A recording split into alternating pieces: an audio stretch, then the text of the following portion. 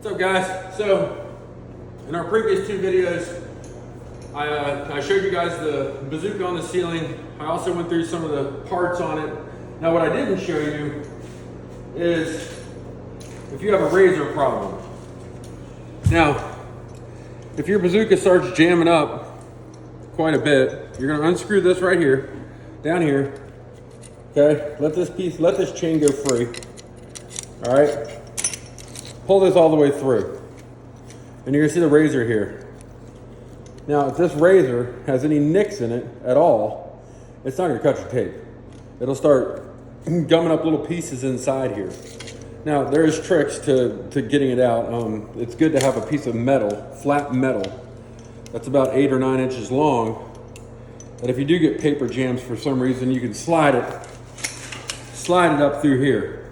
Just move the needle up so you don't hit the needle, but slide it up through here, push it up in here, and you can get the pieces of paper out. You can also pull that chain through like I showed you there. Now, I did the ceilings, and I had told you earlier that I do the ceilings first because then I cross on the sidewalls. So, the sidewalls are easy. You can make a lot of time. There's one butt joint in this room. As you saw, I ran the ceiling butt joint down. You can see that one right there. I ran that one already, and I run all my butts around. And the bazooka is simple. I try not to get it through over top of the flat. Now, give me 1 second, hold on.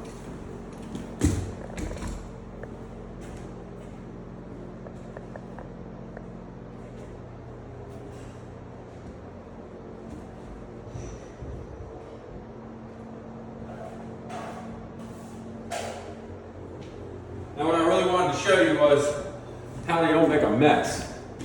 I always wipe that right there, and then I come straight up. People who wipe down with a bazooka have a big blob of mud at the bottom. And there's no builders in the area that I know of that want to scrape mud off to put trim on. So, back to this, it's pretty easy. I give it a little roll to get the mud to come out. I stick it down there, I don't touch the floor. Cut, go.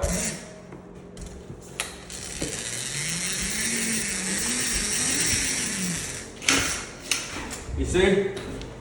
Now,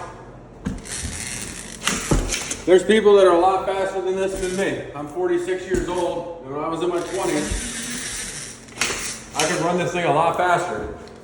Now, if you notice, I stop it every time I cut. You don't want to jam it up. You jam it up, it's lost time.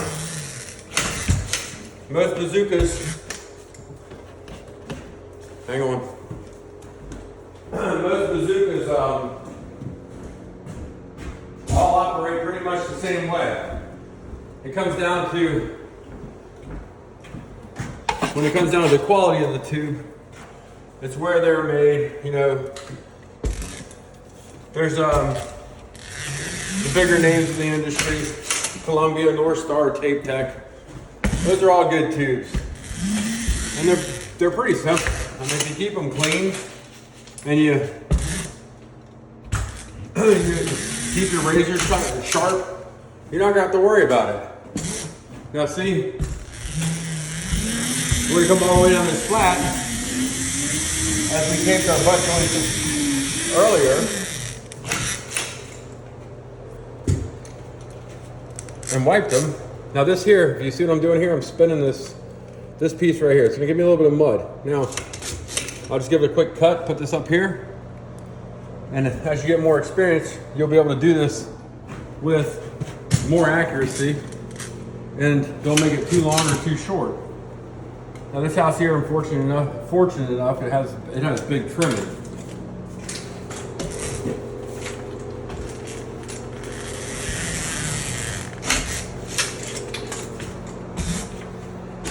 Now I try to run out one full tube before I start wiping everything down.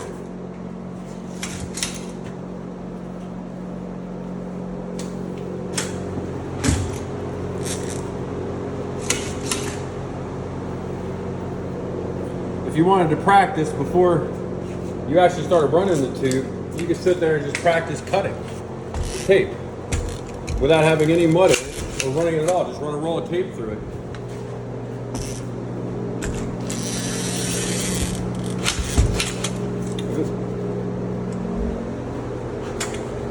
Now I'm tall enough to be fortunate enough to reach this.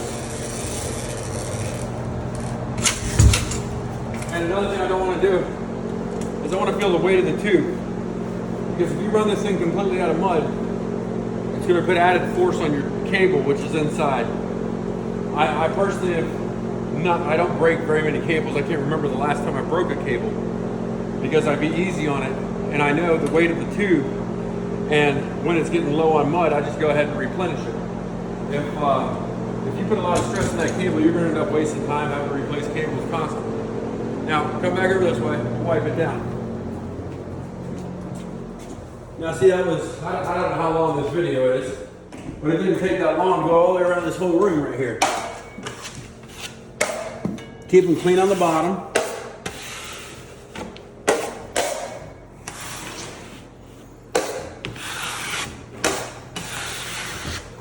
And it's really not that hard, it keeps it neat.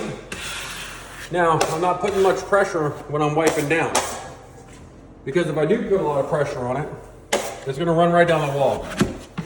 And I've seen that. I've seen where people put too much pressure on it, and the next thing you know, you have mud going all the way down the wall. Now, I've been known for it too, but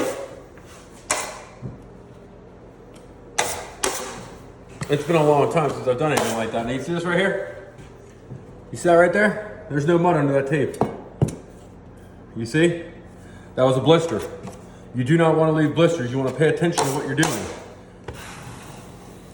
Now, I probably got that because my pump sat in a bucket of water when we were at lunch. And then when I pumped it up, it had a little void in it, which created an air pocket, which threw that up into my tube. So, you can see, I mean, as a hand finisher, for most of my life, and I was a machine finisher prior to hand finishing custom homes, this is by far faster if you learn how to do it. Now, it's going to take you a while. You're going to go through a lot of frustrating times, but for taping, you can't beat this at all. There's no way.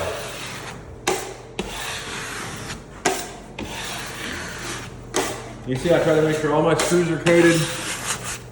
There's no gaps. You can see I dropped that mud there. I went a little too far.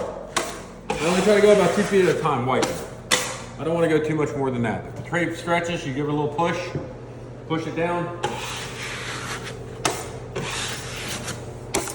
and you keep it neat.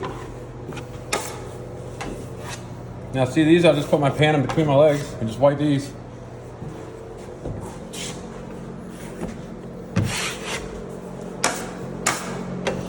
It's very simple. Now, again, I don't know how long this video is, probably 5, 6, 7 minutes, something like that, maybe a little more. But we just taped out all the sidewalls in the master bedroom and brought it back down the little hallway here. And now we're into our next room. Now,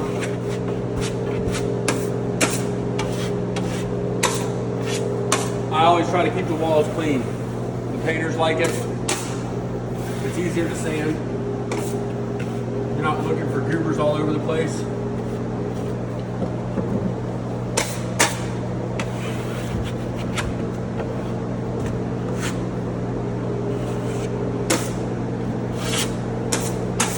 There you have it.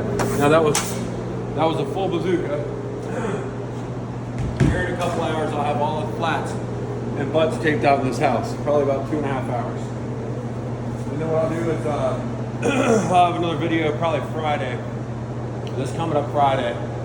And it'll be how I do the angles in a house like this by myself. Now, you know, most guys that run the bazookas, they have a crew, 2 or 3 guys. I don't have that advantage right now. So I'm doing this one by myself. And hopefully you guys enjoy. Thank you. And I'll look forward to seeing you on the next one.